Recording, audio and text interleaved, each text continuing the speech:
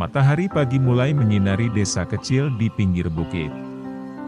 Clara baru saja selesai merapikan meja makan ketika suara ketukan lembut di pintu dapur terdengar. Itu pasti Pak Arman, ayah mertuanya, yang biasanya datang lebih awal untuk membantu pekerjaan rumah sejak suaminya, Anton, bekerja di luar kota. "Selamat pagi, Clara," sapa Pak Arman dengan senyum ramah. Pria parubaya itu masih tampak bugar meski usianya sudah lebih dari 50. "Selamat pagi, Pak." "Sudah sarapan?" tanya Clara sambil menuangkan teh hangat ke dalam cangkir. "Belum. Saya pikir, lebih menyenangkan sarapan bersama di sini," jawabnya sambil duduk di kursi kayu dekat jendela. Hari itu, Clara merasa lebih tenang. Kehadiran Pak Arman selalu membuat suasana rumah terasa hangat. Meski awalnya Clara sempat canggung tinggal bersama mertua saat Anton harus bekerja jauh, perlahan ia mulai menganggap Pak Arman seperti ayahnya sendiri.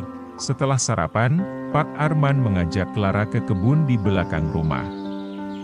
Ia ingin mengajarkan Clara cara menanam sayuran organik, sesuatu yang sudah menjadi hobinya sejak muda. "Menanam itu seperti hidup, Clara," katanya sambil mencangkul tanah dengan hati-hati.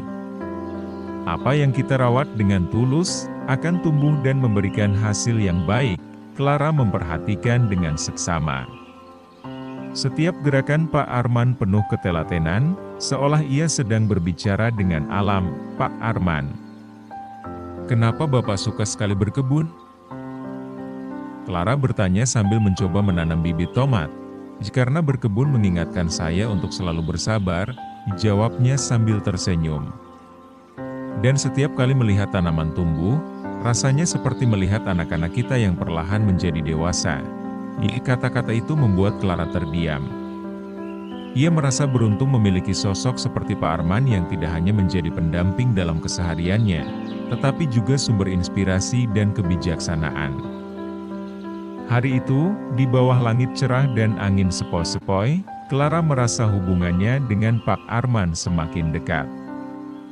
Mereka bukan hanya mertua dan menantu, tetapi juga teman yang saling mendukung dalam menjalani kehidupan. Matahari mulai condong ke barat ketika Clara dan Pak Arman menyelesaikan pekerjaan di kebun.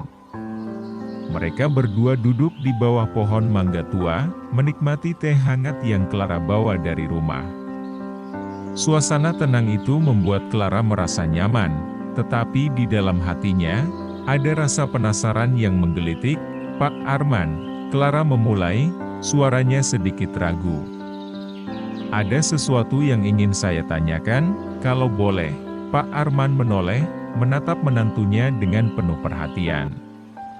"Tentu, Clara. Tanya saja, kenapa Bapak tidak pernah bercerita tentang masa lalu Bapak? Tentang kehidupan Bapak sebelum menikah dengan Ibu?" Pertanyaan itu membuat Pak Arman terdiam sejenak. Ia memandang jauh ke arah pepohonan di kejauhan, seolah sedang mencari jawaban di antara dedaunan yang bergoyang lembut.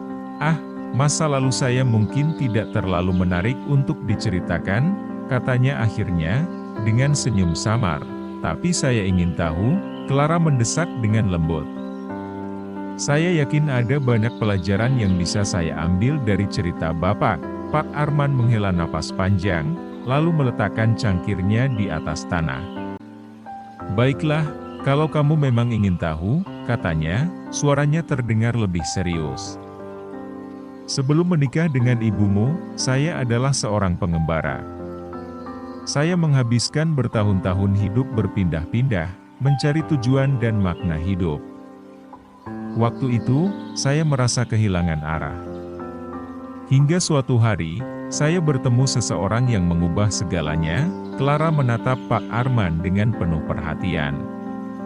"Siapa orang itu?" tanyanya penasaran. "Seseorang yang mengajari saya tentang pentingnya keluarga dan tanggung jawab," jawab Pak Arman, matanya berkabut oleh kenangan lama. "Namun, kisah kami tidak berakhir dengan bahagia. Dia pergi sebelum saya sempat membalas kebaikannya. Clara merasa ada sesuatu yang mendalam dan menyakitkan dalam cerita itu. Tapi sebelum ia sempat bertanya lebih lanjut, Pak Arman berdiri dan menepuk tangannya, membersihkan debu. "Cukup untuk hari ini, Clara," katanya dengan senyum kecil. "Ayo, kita masuk." Hari sudah hampir malam, Clara mengangguk, meski hatinya dipenuhi rasa penasaran. Siapakah orang yang dimaksud Pak Arman? Dan kenapa kisah itu begitu sulit baginya untuk diceritakan? Di malam yang sunyi, Clara merenung di kamarnya. Ia merasa ada rahasia besar yang tersimpan di balik sikap tenang dan bijaksana Pak Arman. Sebuah rahasia yang, entah kenapa, ia merasa harus mengetahuinya. Pagi itu, Clara bangun lebih awal dari biasanya. Suara burung di luar jendela terdengar seperti melodi lembut yang mengiringi langkahnya ke dapur. Namun, pikirannya masih dipenuhi rasa penasaran tentang cerita Pak Arman kemarin. Setelah menyeduh teh untuk dirinya sendiri, Clara memutuskan untuk merapikan ruang kerja kecil di belakang rumah. Itu adalah ruangan yang sering digunakan Pak Arman untuk membaca dan menulis di sela-sela kesibukannya.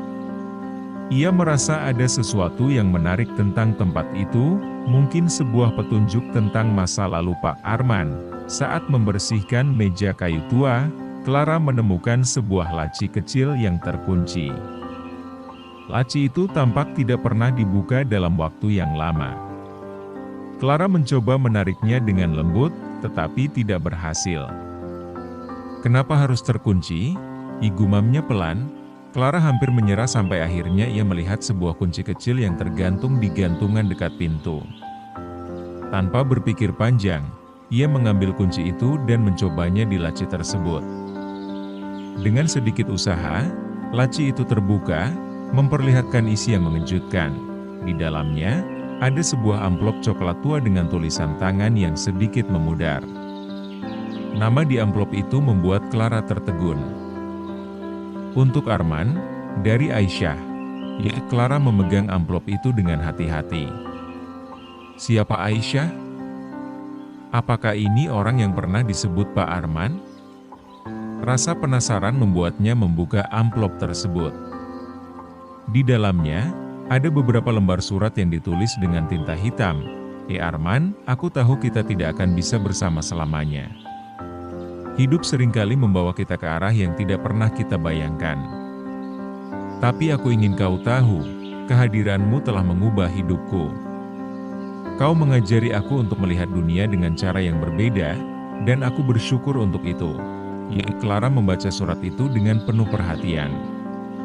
Isinya penuh dengan kata-kata manis dan emosi mendalam. Surat itu berbicara tentang perjalanan mereka berdua, tentang pengorbanan, dan akhirnya tentang perpisahan yang tidak terelakkan. Namun, di akhir surat, ada sebuah kalimat yang membuat Clara menggigil. "Aku berharap, jika suatu hari kau menemukan kebahagiaan, kau tidak akan melupakan janji kita di bawah pohon mangga tua itu." Clara terdiam. Pohon mangga tua? Bukankah itu pohon yang sama di kebun belakang rumah? Apa yang sebenarnya terjadi di masa lalu Pak Arman? Sebelum Clara sempat merenung lebih jauh, suara langkah kaki mendekat. Pak Arman masuk ke ruangan, matanya langsung tertuju pada surat di tangan Clara. "Clara," suaranya tenang, tapi ada nada tegas di dalamnya. "Kenapa kamu membuka laci itu?" Clara merasa bersalah, tapi rasa penasarannya lebih kuat. "Pak Arman, siapa Aisyah? Apa hubungannya dengan Bapak?" Pak Arman menghela napas panjang, lalu duduk di kursi dekatnya. "Kalau kamu sudah membaca surat itu, mungkin sudah waktunya aku bercerita." Mata Pak Arman menatap jauh, seolah kembali ke masa lalu yang penuh kenangan dan luka. "Aisyah adalah seseorang yang pernah aku cintai," katanya perlahan.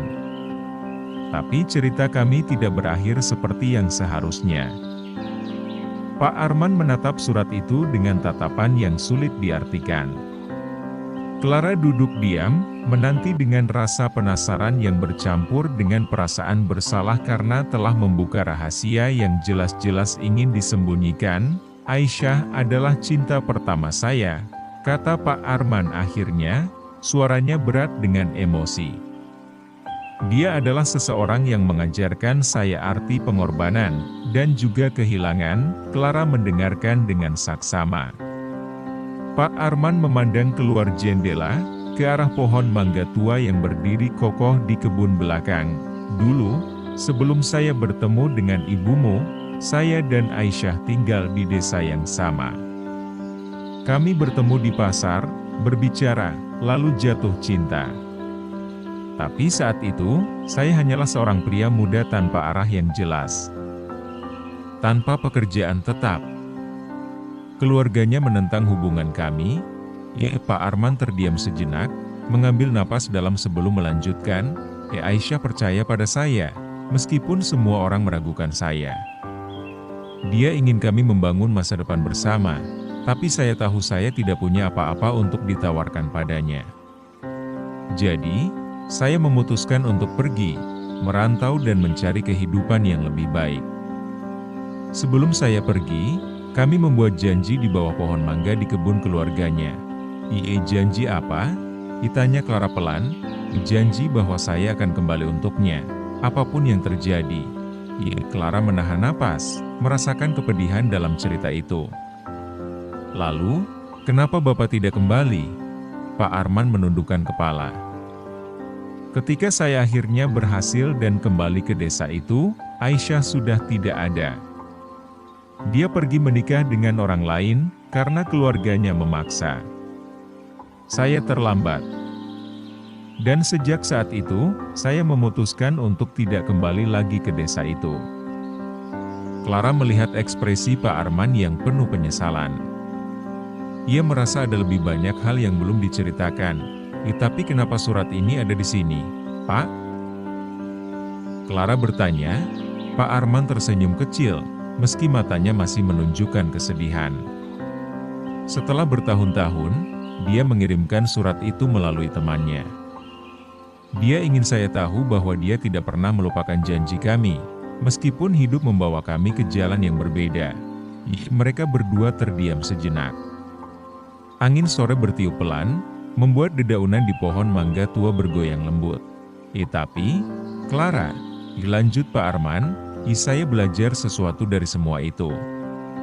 Kehidupan tidak selalu berjalan sesuai dengan keinginan kita, tetapi kita tetap harus melangkah ke depan. Meski kehilangan sesuatu yang berharga, ada kebahagiaan lain yang menanti di jalan yang baru." Clara merasa terharu mendengar kata-kata itu.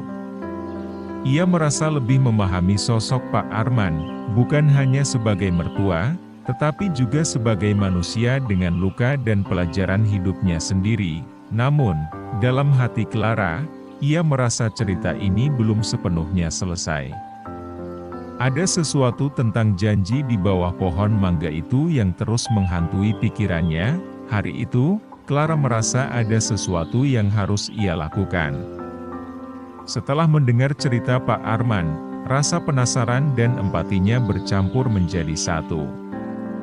Ia tidak tahu mengapa, tetapi pohon mangga tua di kebun belakang rumah seperti memanggilnya saat senja tiba. Clara mengajak Pak Arman ke kebun. Mereka berdiri di bawah pohon mangga yang telah menjadi saksi bisu kehidupan keluarga itu. "Pak, boleh saya bertanya satu hal terakhir?" ditanya Clara, memecah keheningan. Tentu, Clara," jawab Pak Arman lembut. Apakah Bapak pernah benar-benar memaafkan diri sendiri atas apa yang terjadi dengan Aisyah?" Pak Arman tertegun. Pertanyaan itu terasa seperti pukulan lembut yang langsung menembus hatinya. Ia menatap pohon mangga itu, lalu menghela napas panjang. "Selama ini, mungkin belum," katanya jujur. "Setiap kali saya melihat pohon mangga ini, saya merasa seperti dihantui oleh janji yang tidak pernah bisa saya tepati. Tapi hidup tidak memberikan kesempatan kedua, Clara. Yang bisa kita lakukan hanyalah menerima." Clara tersenyum, mendekat dan memegang tangan Pak Arman. "Pak, mungkin sekarang saatnya untuk memaafkan diri sendiri." Janji itu tidak pernah benar-benar hilang. Pohon ini ada di sini, menjadi pengingat bahwa cinta dan pengorbanan itu nyata. Bahkan jika akhirnya berbeda, Pak Arman terdiam, lalu tersenyum kecil. "Kamu benar, Clara. Mungkin ini saatnya melepaskan." Sore itu, mereka berdua duduk di bawah pohon mangga, menikmati angin yang bertiup lembut. Pak Arman menceritakan kenangan manis bersama Aisyah, tetapi kali ini tanpa beban yang sama. Clara mendengarkan dengan penuh perhatian, merasa terhubung dengan cerita hidup mertuanya. Ketika malam tiba, Pak Arman menatap bintang di langit. "Terima kasih, Clara. Kamu tidak hanya menjadi menantu, tetapi juga teman yang membantu saya memahami diri sendiri." Clara tersenyum, merasa bahwa kehadirannya di keluarga ini membawa makna yang lebih besar. Hari-hari berikutnya, pohon mangga tua itu tidak lagi menjadi simbol rasa bersalah bagi Pak Arman. Sebaliknya, ia melihatnya sebagai pengingat tentang perjalanan hidup yang penuh pelajaran. Dan bagi Clara, kisah Pak Arman menjadi inspirasi untuk selalu melangkah ke depan, menerima masa lalu, dan menemukan kebahagiaan dalam setiap pilihan yang diambil.